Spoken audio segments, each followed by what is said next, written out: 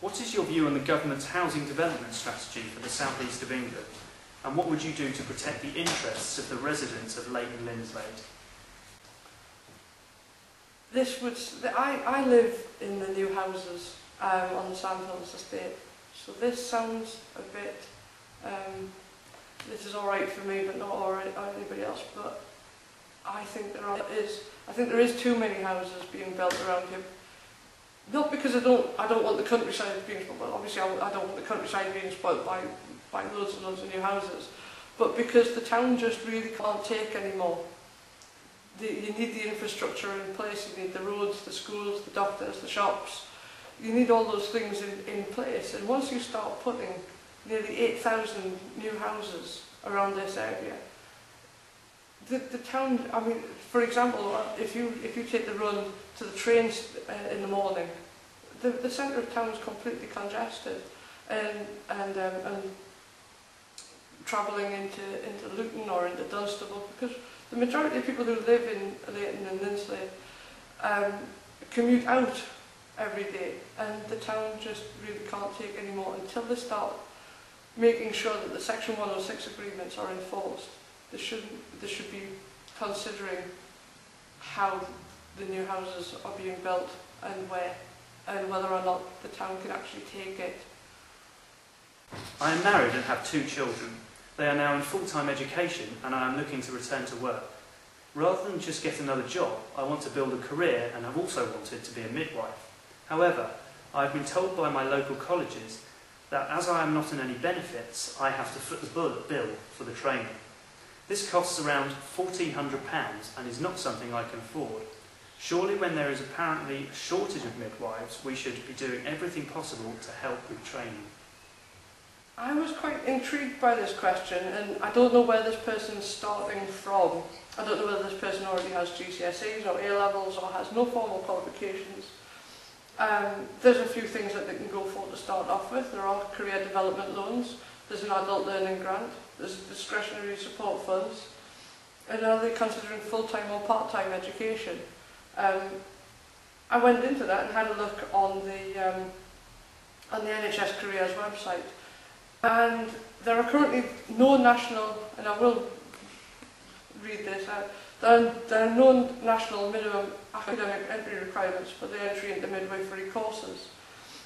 As a consequence, each course sets its own criteria. Now, once you get into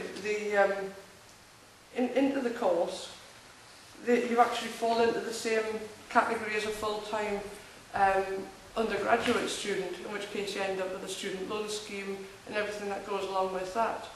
So I'm quite confused as to how this person has come up with such a large bill when I've had a look at that, and that doesn't seem to be the case. Now, I myself went to university as a mature student, and it was tough. It was tough, and I have student debt. I graduated in 2004 as a mature student. I left university with £12,000 worth of debt. And for this project today, I went and had a look to see how much I still owed, and I still owe £11,000 6 years later.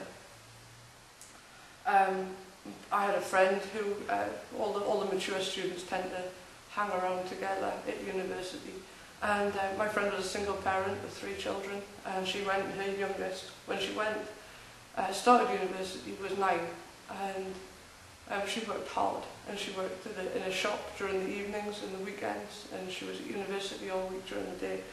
But she managed it, and she did the higher education foundation degree before that, when her youngest was 3. So going to university is possible, and there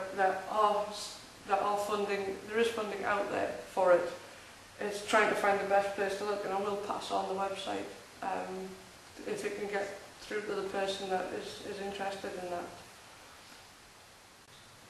The A5 M1 road is needed as soon as possible.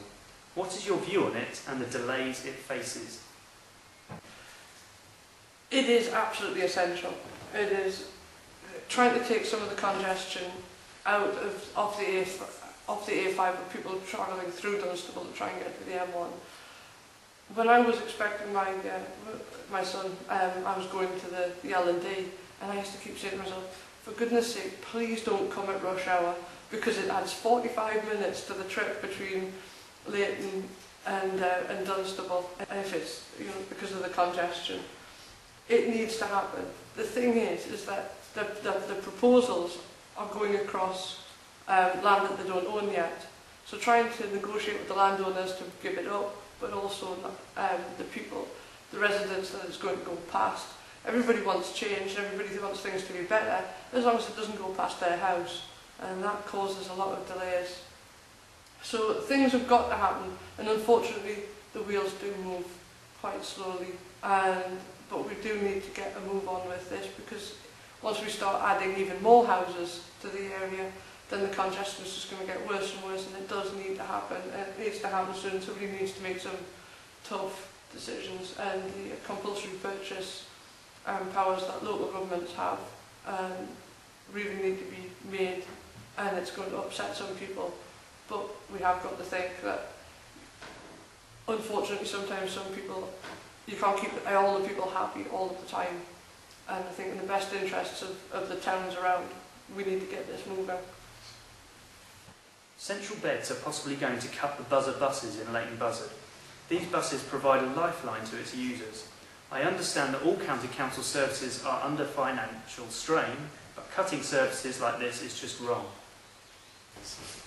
Well, I went onto the Buzzer website, and Central Beds councillor David McVicker says, we're pleased to confirm the Buzzer buses as well as the other dial ride services will continue to be funded.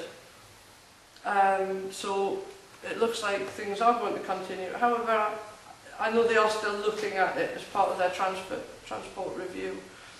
And we are incredibly lucky to have that, because I've lived in various places around the country, and this is the first time that there has been a facility as fantastic as the Buzzer in place. And it is something that is worth hanging on to. But when we start talking about keeping council tax bills low, because the Central Beds do, you know, put money into the Buzzer, it's what services do you want to cut?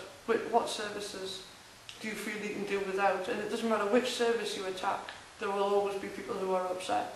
And I'm not saying that means just go ahead and upset people. We've got to think very carefully. And Central Beds Council are looking very carefully about how they fund the Buzzer, but they have said that they're going to continue to fund it for the coming year. Do you think the MP for this area should have a second home in London, paid for by the taxpayer, or should they commute to work like the huge majority of people who live in Leighton and have jobs in London? There's a very short answer to that, isn't there? I think there's so many people who live in this town who commute into London, and I just don't think that you can justify the expense of a second home in London when you live with a 30-minute train journey into London. I moved here originally because of geography and because of the train line. I was doing a master's degree in London, and I needed to be close enough to work, but still close enough to London. And I travelled in every day while I was doing my full-time part of my studies on the train, and I actually found it very relaxing, because compare that to my 45-minute drive in the car to work, I would much rather sit for half an hour on the train, because I don't need to think about crashing the car, because the train will just take me. You can relax and you can sit, read a book, and it's almost enforced relaxation time. Or you can get on with your work. I don't think the council taxpayer should be footing the bill for the running costs, or if you're in the fortunate position to have had your second home paid off, then it still does have the running costs involved. And I do know that MPs do need to stay late sometimes in London, but I don't think that it's every night of the week enough to justify a second home rather than hotel bills.